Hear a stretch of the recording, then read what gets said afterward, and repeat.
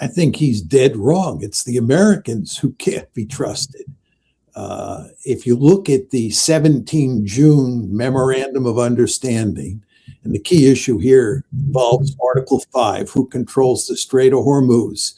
In my opinion, Article 5 makes it clear that it is Iran that will be in control of the Strait of Hormuz for the 60-day negotiating period.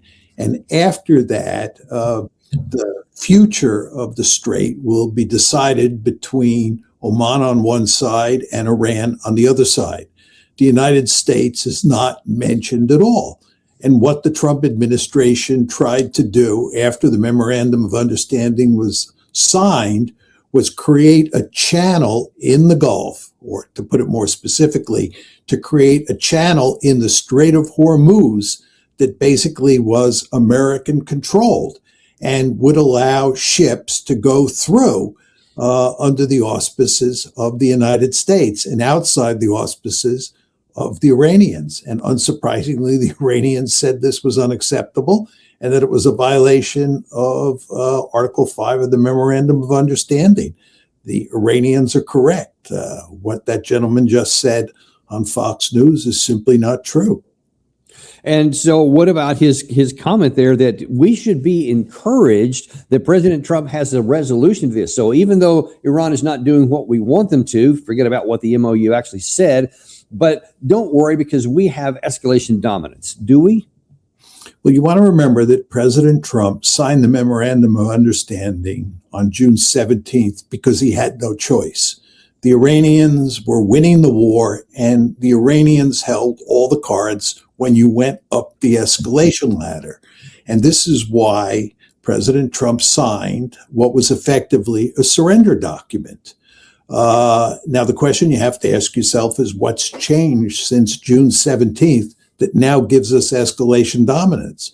I mean, if we had had escalation dominance before June 17th, we would have taken advantage of that and we would have used it to make sure we got a better agreement. The fact that we didn't take advantage of it meant we didn't have escalation dominance before June 17th.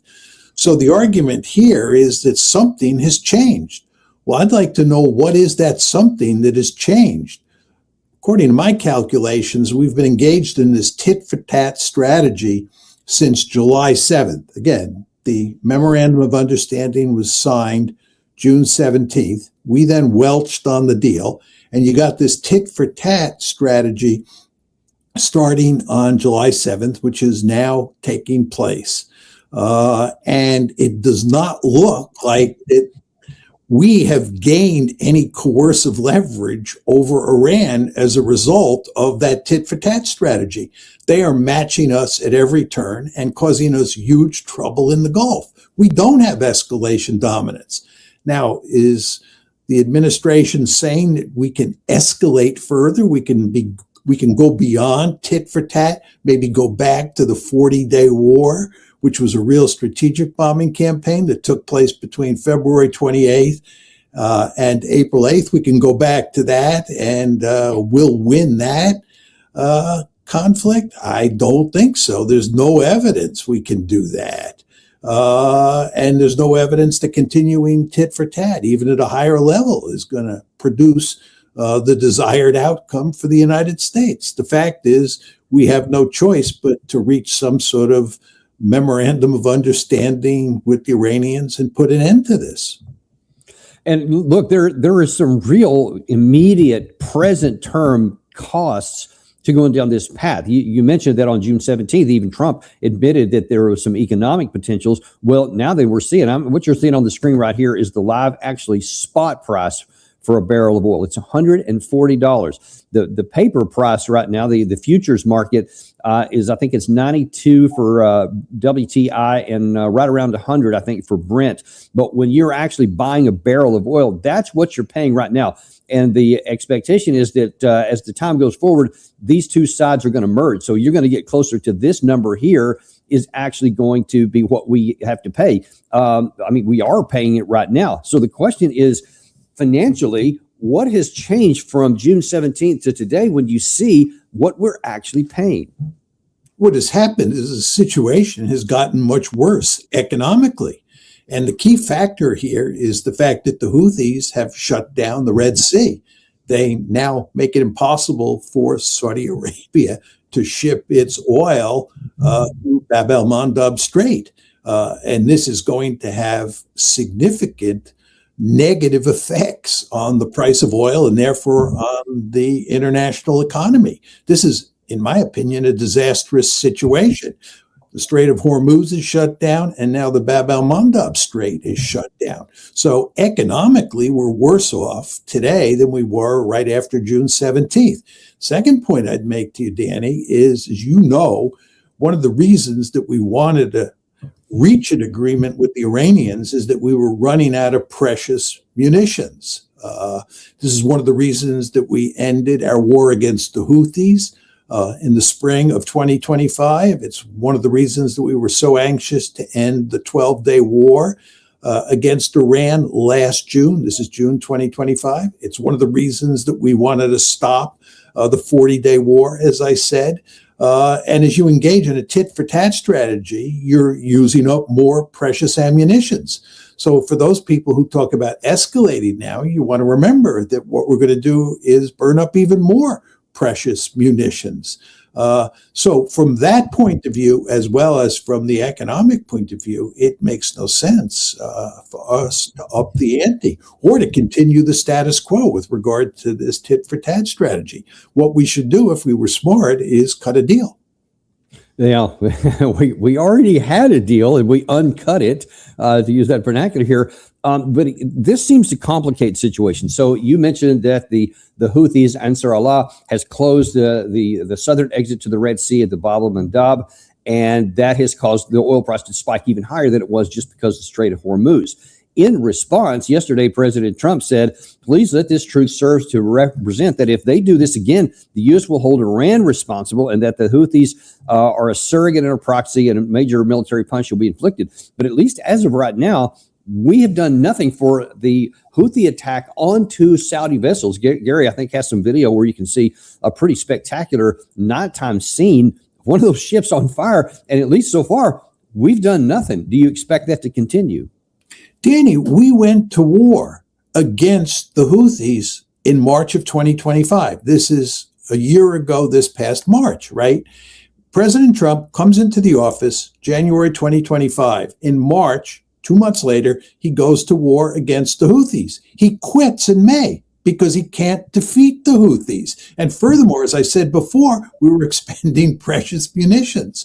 What's changed now? Does he really want to go to war against the Houthis as well as Iran? I don't think so. He's not going to defeat the Houthis. He's not going to defeat Iran. And he's going to end up expending even more munitions than he's now expending in his fight against Iran. So we have no cards to play with regard to the Houthis. And yet, according to Greenway there just a second ago, and when you take a look at even Al Jazeera is reporting that Jordan, Bahrain, and Kuwait have reportedly received retaliatory strikes from Iran after our 12th consecutive. So earlier today, the Iranian side clearly is not backing down anything. But then that second bullet you see at the bottom, President Trump is considering a massive attack on Iran, bigger than ever before, and that he's close to making a decision. But, you know, let's take a look at here's what's been happening just recently with all of these American bases getting hit already. And like, look, Greenway said something that lots of other people are saying, which is just crazy to me. He said they don't hardly have any capacity left.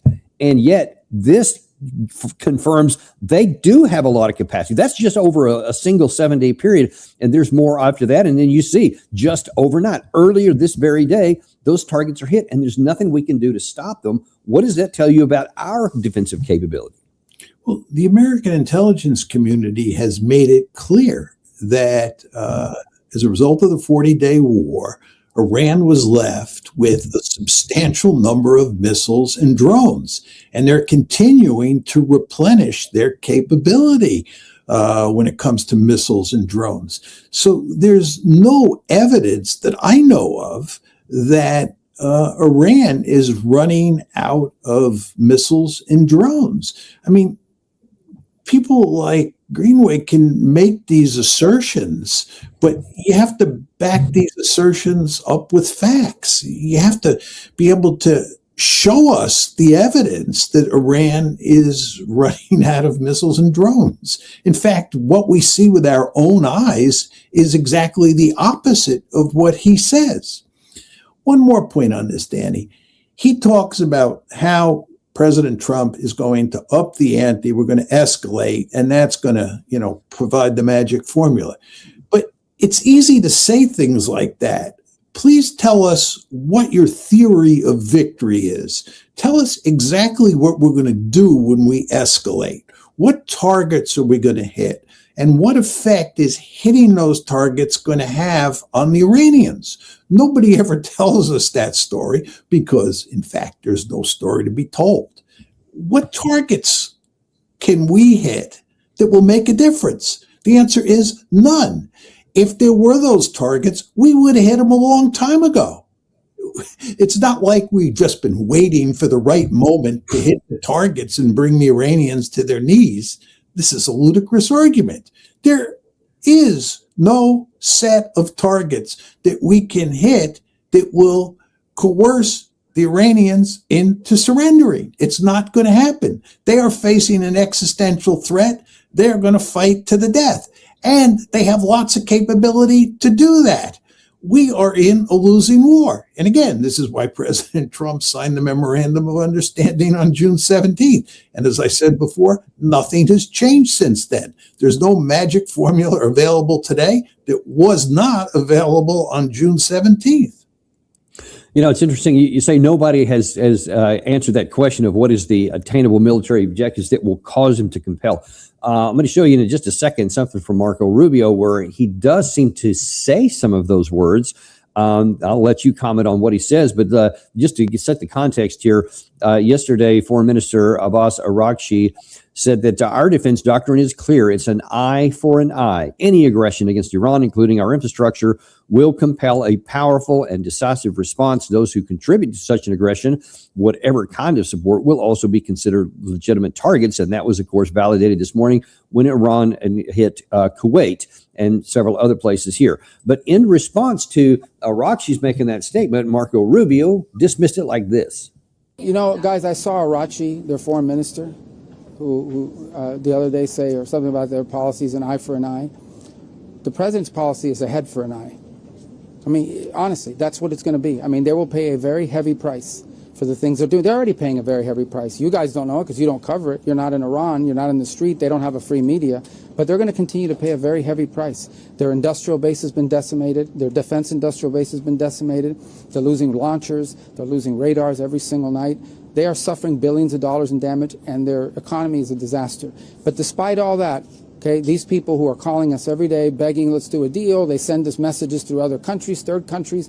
They're running out of countries to send. Even I had countries here coming up to me, I just spoke to the Iranians, they want to do a deal. The problem is, every time these people do a deal, they either break it or after they make it, they want to change the deal. So he's talking we'll get the second part in a minute, but that first part, he's talking about, how their economy is in shambles, how their industrial capacity has been shambled and taken down. Gary, if you could pull up that Central Command video you've shown before, where it shows the targets that we're hitting. I want to make a comment on that because he's talking, Secretary Rubio there is saying basically, look, we're hitting their economy, we're hitting their industrial capacity, we're hitting their ability to wage war. So the implication is all we got to do is just do that a little bit more, and then we're going to have success here. And the reason I asked him to pull this up, because you can see what these, okay, so there's a couple of speedboats just sitting tied up there. There's some other targets. It's not, okay, there's a single boat. It looked like a rowboat, actually more than a military craft. But then you look at some of these others, like I don't even know for sure. This is some kind of truck of some sort. I don't know. But what I don't see there, and any of these other ones that are shown too, is this right here.